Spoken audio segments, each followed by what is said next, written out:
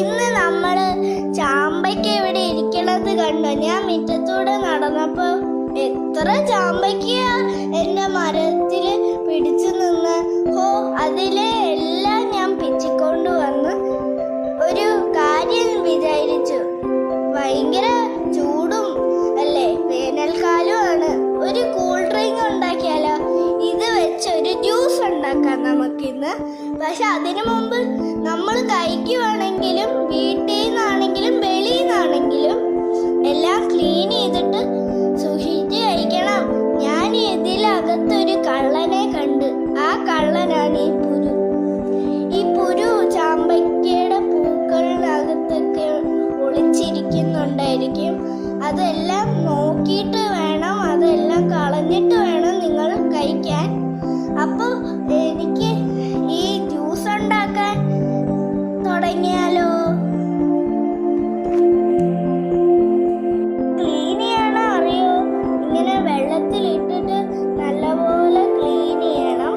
എന്നിട്ട് നമ്മളുടെ ചാമ്പയ്ക്ക ഇങ്ങനെ പിച്ചി എല്ലാം നോക്കി എന്തെങ്കിലും അതിൻ്റെ കുരു അകത്തുണ്ടായിരിക്കും, അത് കളഞ്ഞിട്ട് വേണം കഴിക്കാൻ. കുരു ഉണ്ടെങ്കിൽ അതും കളഞ്ഞിട്ട് കഴിക്കണം. അപ്പോൾ നമുക്ക് ഈ ടേസ്റ്റി ജ്യൂസ് ഉണ്ടാക്കി നോക്കിയാലോ? അപ്പോൾ ഫ്രണ്ട്സ്, ഞാൻ നല്ലപോലെ ക്ലീൻ ചെയ്തെടുത്തിട്ടുണ്ട്. പീസാക്കി നല്ല ഭംഗിയുണ്ടല്ലേ? എത്ര അയക്കാന്നറിയോ? 3-4 വട്ടം ഞാൻ ഇത് കൈവെടുത്ത് കണ്ട്. ഇത്ര അയക്കിന്ന് ഇത്രേ നല്ല മിനുങ്ങണ പോലെ ആക്കിയെടുത്തു. നല്ലപോലെ ക്ലീൻ ചെയ്യണം നിങ്ങൾ കഴിക്കണം മുമ്പേ. ഇനി നമുക്ക് ഇത് ജ്യൂസ് ആക്കി മാറ്റാം. ഇനി നമുക്ക് ഇത് ജ്യൂസ് ജാറിലേക്ക് ഇടാം.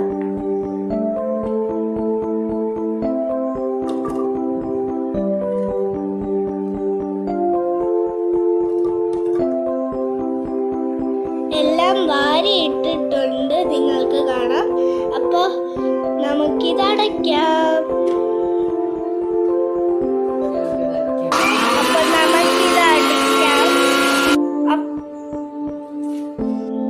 അപ്പം നമുക്ക് കുറച്ച് വെള്ളം ഒഴിച്ചിട്ട് ഇത് നമുക്ക് അടിച്ചെടുക്കാം ജ്യൂസ് പോലെ.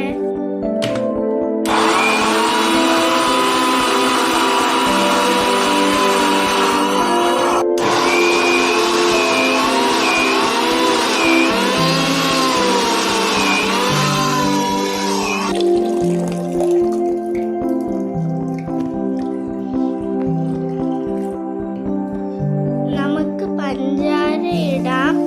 ഷുഗർ ഉള്ളവർക്കൊന്നും പഞ്ചസാര വേണമെന്നില്ല. ഉപ്പുനീരോ കാന്താരിമുളകോ ഇഞ്ചിയോ ഇടാം. ഉപ്പ് വേണ്ടാത്തവർക്ക് പഞ്ചസാര ഇടാം, മധുരവും ഇഷ്ടമുള്ളവർക്കും.